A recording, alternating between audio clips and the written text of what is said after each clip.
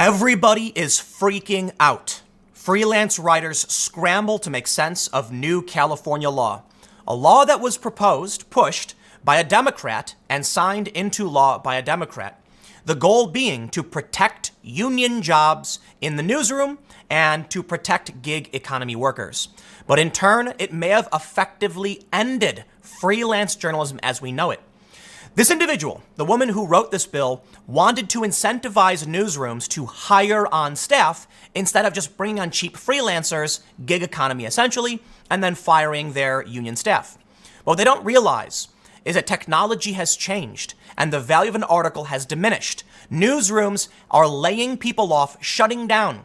Yesterday, I reported on Huffington Post being put up for sale. Vice News merging with Viceland. It is the end of an era. These companies are collapsing, and some of them only get by because they're willing to hire people who work freelance. And many of these freelancers work very, very hard to make a living. The law sets a limit on the amount of articles a freelancer can write to 35, and they believed that would incentivize the newsroom to hire them. No, it'll probably incentivize newsrooms not to hire anybody at all. Now, I covered this yesterday, but there has been a dramatic escalation. There are now journalists on Twitter going after this Democrat who insists they must protect unions and prevent union busting. But in the end, I believe this may be one of the greatest strikes against the news industry and possibly the most blatant sign that the news industry is on the verge of collapse. 7,200 layoffs this year so far in news media. And now this bill sending journalists into a panic. There's a lot to go through. I'll start with a little bit about the Hollywood Reporter and how people are freaking out, but I want to show you a ton of the comments made by these journalists to the Democrat and why they're angry that they're not being listened to. Before we get started, head over to timcast.com/donate if you'd like to support my work. There's a PayPal option, a crypto option, a physical address. But of course, the best thing you can do, share this video. I'm competing with the likes of CNN, MSNBC, Fox News, etc., and I certainly don't have a marketing budget. The only way I can grow and do more is if you share this video wherever you think it should be shared. But let's read from the Hollywood Reporter. Everybody is freaking out. Freelance writers scramble to make sense of new California law. Now, I know I covered this yesterday on my second channel. I will be brief and move on to the crux of the escalation. A new bill that caps freelance submissions may make writing financially unsustainable for many workers, even though the legislator behind the law insists that the goal is to create new good jobs and a livable, sustainable wage job. Now, this has sparked an ongoing controversy. The bill was meant to protect gig economy workers like Uber and Lyft drivers. It was something called the Dynamex decision, which set restrictions on what makes someone an employee versus a gig economy worker. In it, there was an exception. Freelancers. You can be a freelancer, but if you write more than 35 articles in a year, you must stop. The idea was that weekly columnists working part-time should be hired on full-time. But here's something important right away. If I'm hiring somebody, if I want a weekly column, it means one day where you write an article. I'm not going to pay you Monday through Saturday just so that you can work on Sunday. Now, throughout the week, you may do some work in writing your column and do some investigation and stuff, but it's certainly not a full-time gig. It is just paying someone for a product. What's interesting about this law is that it's trying to determine two things which I believe are unconstitutional. Telling someone they can't freely trade a good, putting a hard restriction on the amount of those goods they can choose to sell. Right? First, if I create a product and I want to sell that to a company, how can you say I can only sell 35 per year? It's my product. I can sell it to who I see, to however I see fit. Secondly, though, it's probably a violation of the First Amendment, telling a news organization, a journalist, freelancer, or otherwise, and the organization itself, you cannot say a certain amount of things. I don't think that will pass muster, and I think it will eventually fall apart. But in the end, or I should say for the time being, it means that journalists are in serious trouble because already, although the law hasn't gone into effect, many people are already losing their freelance gigs. That means that people may be expecting to bring in $1,000, $2,000 this month. We're just told straight up, we're letting you go. So let's start with some of these tweets. And I do have a lot to get into because we're going to talk about the general demise of media. But first, some of the criticism. One Twitter account, this tweet shows you the kind of precarious situation. Back in July, someone tweeted, disappointed to see freelance writers exempted from AB5. As layoffs in the news industry occur, more and more publishers are switching to freelancers as cheaper labor to sustain their business. This individual was actually angry, saying that these newsrooms are laying people off and they're hiring cheap labor to replace them. You should not exempt freelancers. They should not be allowed to do this. The lawmaker is Lorena Gonzales, a progressive Democrat in California. She said it's not a full exemption. We tried to balance the ability of workers to submit freelance work with protecting newsroom jobs. This woman responded, would you be able to quickly summarize the writer exemption? At this point in July, she said 25 submissions. It's now been raised to 35. But I show you this so you can see. Before the bill was signed into law, newsroom journalists who had been laid off or have seen layoffs were outraged, saying don't exempt freelance journalists, end it, period. But now that the bill was signed into law, freelancers are pushing back, showing a major rift in the journalism community itself over what this law should have been. And now the ire is focused specifically on the Democrat herself. Yashar Ali, who is considered to be a well-respected journalist, says, California Assemblywoman Lorena Gonzales has launched a direct attack on press freedoms with her bill.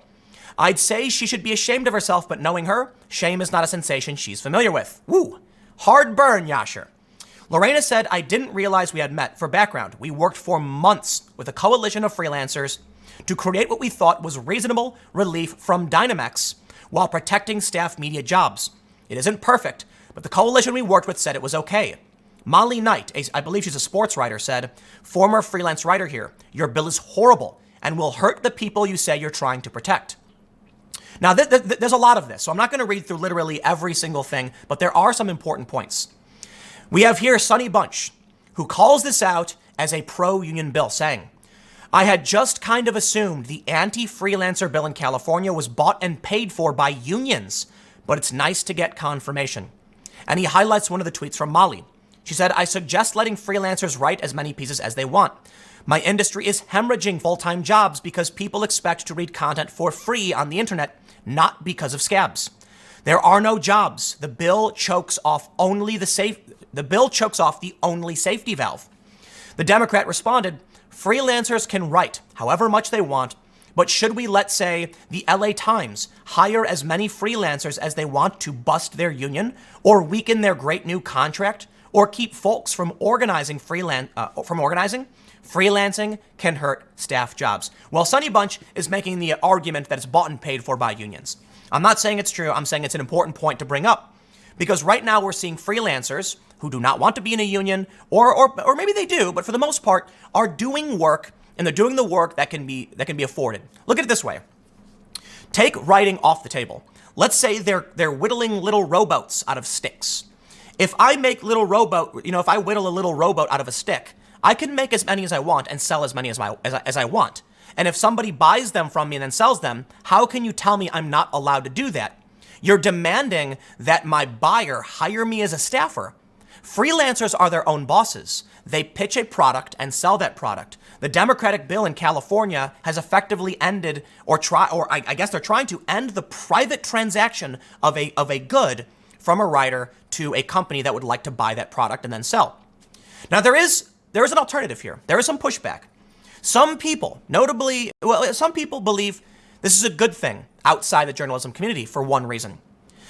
What we see with freelancing is not news organizations who are desperate hiring what they can, but the expansion of content mills. There are websites that produce trash articles loaded with tracking software and ads. You ever go to one of those websites where it says like the 25 celebrity, ugly photos, and every time you click next, it's a new photo? They're targeting that. Because you could argue each page is a new submission, or how would you quantify that? But more importantly, companies hire cheap freelance labor to write cheap garbage articles and mass produce them because the idea is quantity over quality. There's one argument that by telling newsrooms you can't, I should stress, by the way, this is in California, if it wasn't clear. But there's one argument that by cutting off freelancers, you will force newsrooms to hire on staff who are writing quality over quantity, or at the very least, creating a cohesive work structure. And while it's really bad news for these freelancers, and as you can see, there are many, many people who are outraged, well, some people still argue in the end, it is a good thing.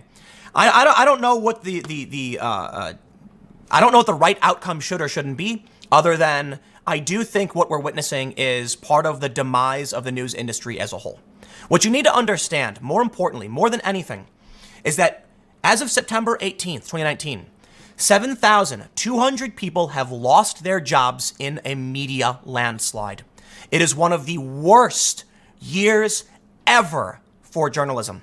The bill in California, whether you think it's good or not, will have one big impact. It will mean more people in media can expect to lose their financial stability, their income. I don't want to call it their job, but their gig.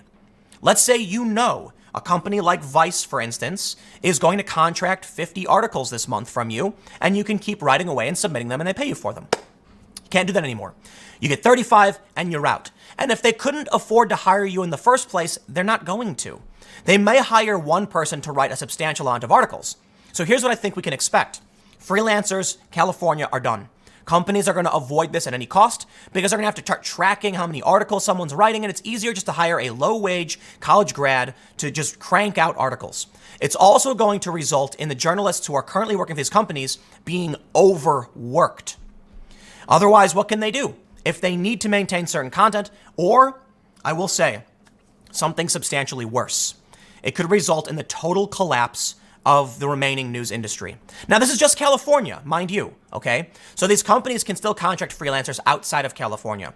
But if the Dynamex decision and laws like this expand, where they basically say, you are not a freelancer, you're an employee, therefore they must hire you or cut you off, then you can expect that many of these struggling digital media outlets, look, they're trying to sell Huffington Post. Think about that. I guarantee you a ton of HuffPost content is not staff content, or I would assume. I know from my experience working at Vice, most of the content they put out, at least that was my understanding, came from submissions from freelancers. They struggle to make money off that content as it is. Imagine if you're now saying you can't have that content at all. Well, now they're going to be put in a deficit position. They have no content and they're already struggling. Well, now they're going to completely collapse. This list from Business Insider, about 7,200 people losing their jobs, is periodically updated. It's the same article I've cited over and over again, but the layoffs keep getting worse and worse and worse. And they show us every time it happens. They've been updating it. Check this out. This is an article from July. Journalism job cuts haven't been this bad since the recession. Reporters become bartenders and baristas while looking for work. This is huge. You can understand why so many journalists are outraged, and for their, and Yasha, for instance, for his calling out of the Democrats who are pushing this law, who have pushed this law and defended it, he is being smeared and attacked. They're calling him names, they're insulting him, they're telling him to get help. But in reality, we can see that there are many, many journalists calling this out, saying you are wrong, you are not helping those in need, you are simply damaging the news industry, and this will backfire. So, in the end, I think it's fair to say everybody is freaking out. Perhaps it'll be a good thing. Perhaps the content mills and the rage bait will officially come to an end. We've seen several companies collapse in this past year, notably Splinter. I mentioned this. I did mention this yesterday. Splinter News, the remnant of Fusion where I worked, officially ended. Well, if they're shutting themselves down, you have to understand, in California at least, this industry is coming to an end. Maybe it's what we need, though. Let me leave you with one more thing. When it comes to news, we have mass production due to the lowering of the cost in the production of the news. And then you have, where it used to be expensive to do an on-the-ground report, you now have people who simply recycle stories. If we get rid of that, maybe we'll have a lot less news saturation. This will result in a much slower, I was going to say it would result in a slower escalation of the culture war, but it may actually result in a retraction of what's happening in the culture war. One of the things people do to create articles that make money so they can keep selling is push outrage. In fact, Brian Stelter of CNN did a segment today talking about the shock cycle, saying it's not a news cycle anymore. It's a shock cycle. Every day we're shocked by something more. And then something happens and then everyone on TV has to pretend to be shocked by it. And then someone else is shocked by their shock. And the outrage over outrage continues. The president says something, everyone's outraged. Then the president retracts it, and everyone's outraged over the retraction. And that's what the media cycle has become, a shock cycle. I think Brian Stelter would do well to recognize the criticism towards himself a bit more, but at least he does recognize the media's role in this. We're all playing the same game. But in the end, if we shut down these freelance articles, perhaps it would be a good thing, and there will be an incentive not to mass produce shocking articles that escalates political tension, but to produce real quality journalism because you have to pay for it. But in the end, I think the end result may be, I believe the end result may actually be worse, because think about it. If they can't afford journalists as it is, if journalists are already freaking out, the tensions are going to get worse. The desperate plea to stay on staff or to get hired will result in more shocking content, a faster and harsher escalation. These people know that the competition now has become fierce. There's a small handful of staff jobs. Freelancers are getting cut off. I got to up the ante. I got to up my game. And they're going to write the most hyper-partisan, hyperbolic nonsense, desperate to win out against everybody else. So I can't tell you what the future will hold. What I can say is this may be the biggest slash to the news industry we've seen thus far. Is it a death blow? Not necessarily. It's just California. But if trends like this continue, if Democrats keep pushing laws based on, say, the Dynamex decision that gig workers need to be brought on staff under certain conditions, then you can expect to see many of these digital media outlets ceasing to exist. They're already collapsing. Even big newsrooms are already collapsing. Local news is dying. And now digital media is dying, and this was a major, major strike against digital news. We'll see if this expands. But I'll leave it there. Thanks for hanging out. Stick around. Next segment will be coming up at youtube.com/TimCastNews at 6 p.m., and I will see you all then.